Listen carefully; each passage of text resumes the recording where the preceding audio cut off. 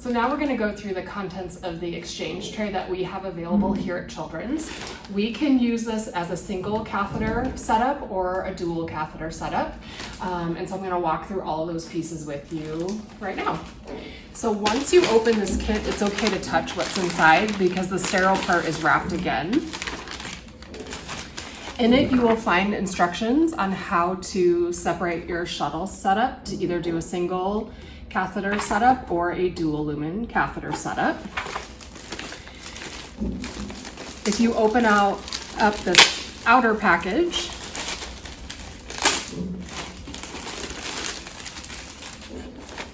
you will find additional information on how to set both of those up. This is a really good reference if you haven't done it for a while and need to review how to set it up for each different line setup that you have.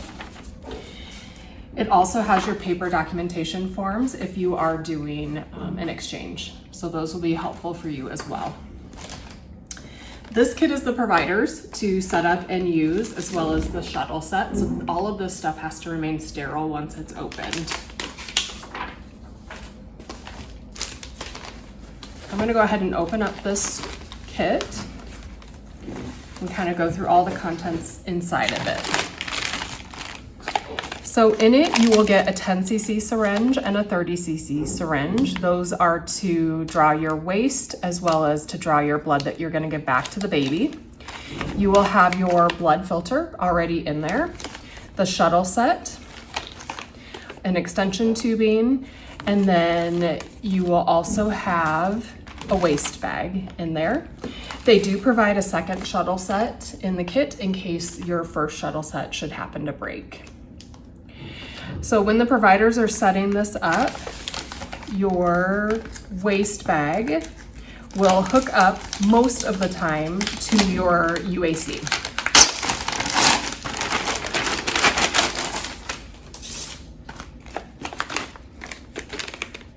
So I'm going to show you how to set up right now for a 2-line exchange, if we had 2 ways to do it.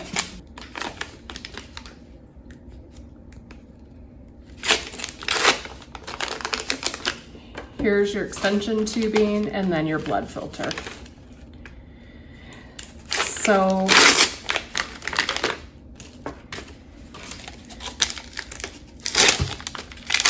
if I'm going to split it and do, let's say we have a UAC and a UVC, I'm going to separate the shuttle set right here between this green stopcock and this white anti-reflux valve. So it'll just easily pull apart right there. This kind of H-ish looking piece, this is going to go to your waste bag and your UAC. This more T-shaped piece, this is going to go to your UVC, which will be pulling blood from the bag and then putting it back into the patient. So if I'm going to hook this up for my waste, I'm going to use my 10 ml syringe for that. You're going to cap this off. You won't need this opening right here. So it comes with a cap, just screw that on. This part right here is going to go to the patient, so that will be your UAC, and this one that's connected closest to your syringe is going to go to your waste bag.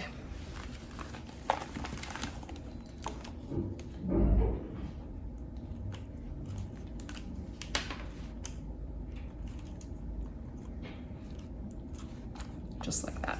And then it does have little Velcro straps that you can hook up underneath the bed.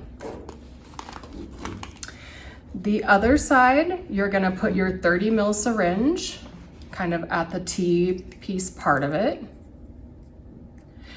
This is gonna connect to your UVC, and then this side is gonna connect to this extension tubing.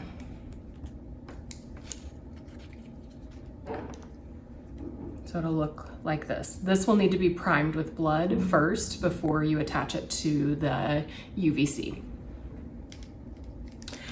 Once we get the blood, we are going to be ready to hook everything up, including the hot line warmer.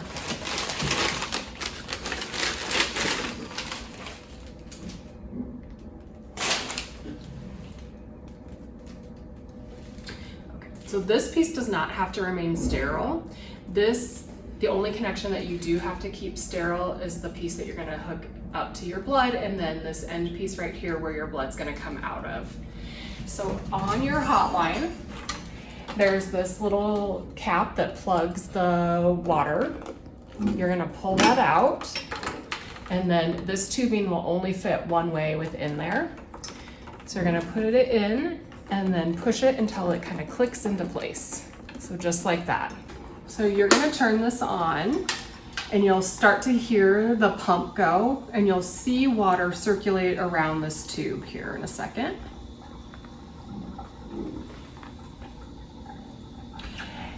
And then once all the air gets out, you shouldn't see any fluid coming out here. If you do have fluid coming out of here, that means you have a leak in your system, and we should change this setup out for a new one.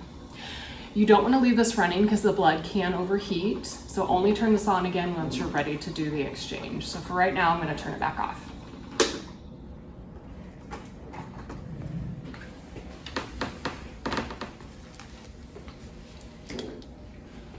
You're going to pretend that this is a bag of blood that we are getting ready to spike. So I'm going to make sure that this is clamped so that my blood doesn't just free flow through, and then I'm going to spike my bag of blood.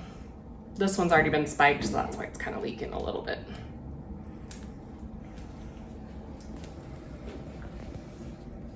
You can use the same setup to hang your blood bag on, so that's really nice.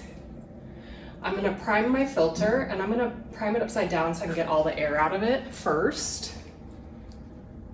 So I just let my clamp open. And it takes it a little bit of time to prime and fill. You can kind of see it if you look at the filter. It's going through there.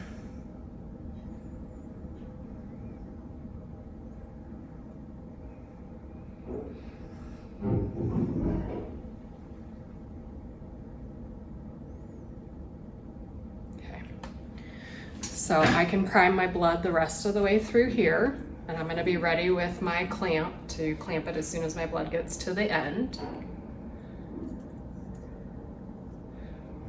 There comes my blood. And then you want to make sure that you don't touch the end of this, but this piece is going to connect to your hotline blood warmer. So it's going to connect right here.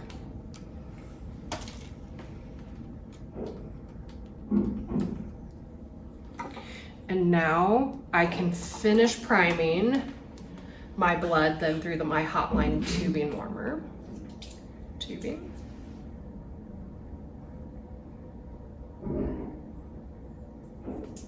You can see it came out right there. And then this is where you're going to use that extension, because this is really heavy to be connected right to your UVC. So you need a little bit of extension to give you some space. This is the connection that does have to stay sterile. So the NMP or physician will hand you that piece, and then you can connect together.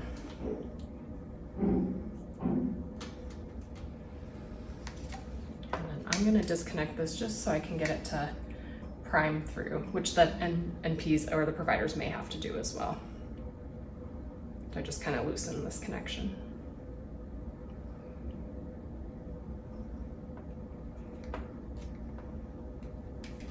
Okay.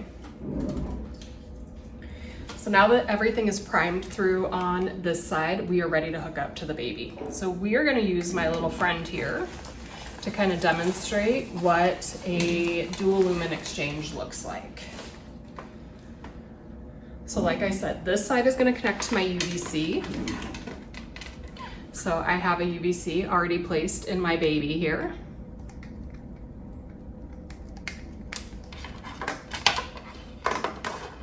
So I have that hooked up on one side. And then my drain bag side is going to hook up to my UAC. So remember, that goes at the other end with the screen stopcock. So similar setup to this. So most of the time we're going to push and pull at the same time. Two NMPs can do that, and an NP and a provider. But for the purposes of demonstration, I'm just going to do one side at a time. So I'm going to pull my waist from my patient, And we will do it in small aliquots to start, and then we can speed up as we go along. So I'm gonna just start with pulling 5 mils of blood from my patient. Once I get the blood there, I'm gonna turn my stopcock off to my baby. So I'm off to my baby, and then I'm gonna push my blood into my bag.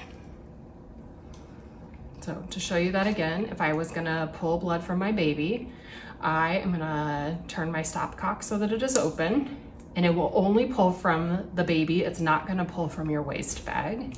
You can see that's not pulling back up. I'd pull my 5 mils of blood out, turn my stopcock off to my baby, put it back in the waist bag, and then we'd keep going for that side. Once I am ready to give blood to my patient from my donor bag, make sure that all of your stopcocks are open.